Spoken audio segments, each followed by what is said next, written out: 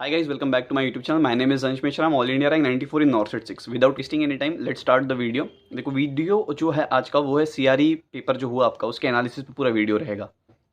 So directly coming to the topic, इतनी सारी unexpected चीज़ें हुई सीआरई के पेपर में जो कि बिल्कुल ही समझ में ही नहीं आई. क्योंकि एसएनओ और एनओ का पेपर होना था डिफरेंट, पर हुआ शायद तक एक ही. को जो लग रहा था कि ईएसआईसी और आरआईएमपी का जो पेपर है जो अलग अलग आने वाला है, पर अलग अलग नहीं है, वो भी सेम आ गया. The most important and most unexpected thing was question paper itself. पर खुद ही इतना ज़्यादा भयानक या डेंजर आया था कि हम खुद परेशान हो गए थे उस चीज़ से. देखो कोई भी क्वेश्चन पेपर किसी भी चीज़ का किसी एक टॉपिक पे बेस्ड नहीं रहना चाहिए, फिर वो क्वेश्चन पेपर बायास्ड हो जाता है. अप्रॉक्सीमेटली 60 to 65 क्वेश्चन केवल एचआईवी या फिर एड्स के टॉपिक पर थे, जो कि कहीं ना कहीं गलत है. अब ऐसा कोई भी व्यक्ति जिसने सिर्फ 2 या 3 महीने पहले से सीआरई के पेपर के लिए पढ़ना चालू किया था, उसके लिए बड़ी मुसीबत हो गई है. और 1 या 2 महीने पहले टेस्ट देना चालू किया तो उसके लिए भी बहुत मुसीबत हो गई है. ऐसा कोई भी व्यक्ति जो पिछले 6-8 महीने से या कब तकरीबन 1 साल से टीएनसी की टेस्ट सीरीज से जुड़ा हुआ है, उसको बहुत फ़ायदा हुआ होगा. अब मैं बताता हूँ तुमको कैसे. देखो, एक टॉपिक के ऊपर तो कोई भी टेस्ट आपको मिल नहीं सकता है, पर अगर आप पिछले 1 साल से पढ़ाई कर रहे हैं तो न जाने कितने बार आपने एचआईवी और एड्स के बारे में आपने सुना होगा या फिर पढ़ा होगा. अब पिछले 1 साल से अगर आप टेस्ट भी दे रहे हैं तो कई बार ऐसा होता है कि जो प्री या फिर मेंस या फिर जो भी सीआरई का पेपर आप देते हैं उसमें कई बार एचआईवी से रिलेटेड क्वेश्चंस आते हैं, जो कि आते ही है. आपने भी देखे, मैंने भी देखे. अब ऐसा होता है कि टीएनसी का एक बहुत इंपॉर्टेंट चीज़ ये भी है कि वो टॉपिक वाइज भी या फिर सब्जेक्ट वाइज भी क्वेश्चन देते हैं. तो कई बार एचआईवी का, कई बार ट्रिपल एच का यानी कि hepatitis B, C and hepatitis other जो भी चीज़ें हैं उनके बारे में क्वेश्चन पूछा जाता है. तो दैट इज़ बेनिफिशियल. तो इसीलिए कोई व्यक्ति, कोई भी स्टूडेंट जो पिछले 1 आधी साल से या 8 महीने से कंटिन्यूएशन में टेस्ट दे रहा है, उसने कई बार एचआईवी पढ़ा होगा, कई बार ये टॉपिक्स पढ़े होंगे, कई बार इससे रिलेटेड टेस्ट दिए होंगे, वो बंदा बेनिफिट में रहेगा. सीआरई का नोटिफिकेशन आने के पहले मैंने तुमको बोला था कि पोस्ट आगे आ सकती है, आगे आ सकती है, प्लीज़ पढ़ना चालू करो, प्लीज़ पढ़ना चालू करो. मेरे कई सारे खुद दोस्त हैं, जब सीआरई का फॉर्म आया, जब उन्होंने फॉर्म भरे उसके बाद पढ़ना चालू किया और अभी सर पे हाथ रख के बैठे हुए हैं. और आप सिंपल से सिंपल कोई भी टेस्ट देंगे ना, या फिर सिंपल से सिंपल आप नर्सिंग पढ़ते हैं तो एचआईवी और टीबी आपको पढ़ना ही पड़ता है. कोई भी टेस्ट आप उठा के देख लो टीएनसी की, उसमें टीबी या फिर एचआईवी के ऊपर एक आधी क्वेश्चन तो आपको मिल ही जाएगा.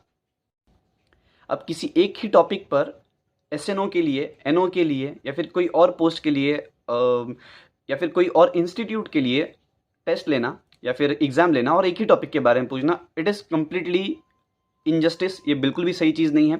इसलिए टीएनसी के टेलीग्राम ग्रुप पे अवधेश सर ने एक चीज़ भी बोला है कि क्वेरी उठाओ, कि नर्सिंग या फिर जो एम्स वाले हैं उनको आप क्वेरी डालो या फिर उनको ईमेल करो कि भाई साहब आपने ये जो चीज़ की है ये गलत लगी है. क्योंकि देखो इसमें क्या होगा कि जो बच्चा, समझो मान के चलो मैं टेस्ट देने के लिए गया, मैं एग्जाम देने के लिए गया और मैं सिर्फ एचआईवी एड्स पढ़ के गया ऐसी हवे हवे में, तो मेरा तो फ़ायदा हो गया ना.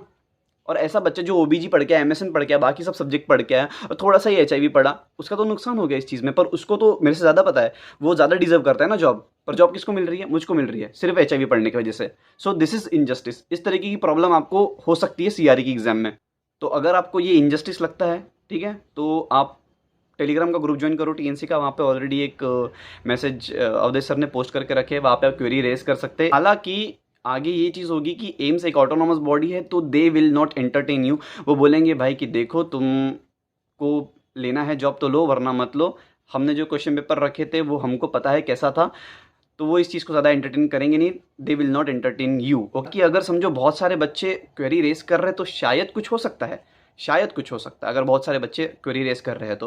पर मैं सिर्फ कुछ लोग इस चीज़ को चेंज नहीं कर सकते. और मैंने आपको बोला भी था कि नॉन नर्सिंग पे फोकस करो, प्लीज़ नॉन नर्सिंग पे फोकस करो. जो चीज़ आपका मेन इंपॉर्टेंट है, जो नर्सिंग नहीं संभाल पा रहा है वो नॉन नर्सिंग संभाल लेगा. अब एचआईवी और टीबी बहुत सारे बच्चे सिर्फ इस टॉपिक पे ध्यान नहीं देके गए थे, तो नॉन नर्सिंग यहाँ पे आपको कहीं ना कहीं संभाल लिया होता. अगर जिसने नॉन नर्सिंग पढ़ा या फिर अटेम्प्ट करके आया अच्छे क्वेश्चन वहाँ पे 100%, सिर्फ तुक्की नहीं मारा है, एक्यूरेसी वहाँ पे मेंटेन करके रखा है, उस बच्चे का सिलेक्शन होने के चांसेस ज़्यादा है. और अटेम्प्टिंग पर ध्यान मत देना. ऐसा नहीं कि मैंने ज़्यादा अटेम्प्ट किया तो मेरा सिलेक्शन होगा, नहीं.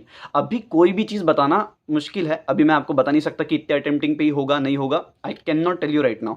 रिजल्ट को हालांकि थोड़ा सा टाइम लगेगा, पर तब तक के लिए यू हैव नॉर्सेट 8, ठीक है। नॉर्सेट 8 के लिए प्रिपेयर करो। टेस्ट नहीं लिए हो तो टेस्ट ले लो, बहुत ज़्यादा फायदे में रहोगे।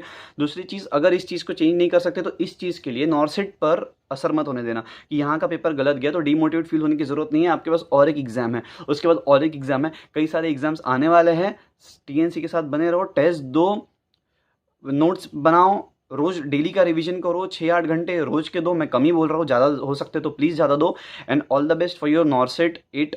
एंड अगर आपको कोई भी क्वेरी है, कोई भी प्रॉब्लम है, मैंने वीडियो में कुछ आपको ऐसा लग रहा है कि कोई चीज़ छोड़ दिया, प्लीज़ बताओ and I will solve that. Okay guys, take care and bye bye and all the best.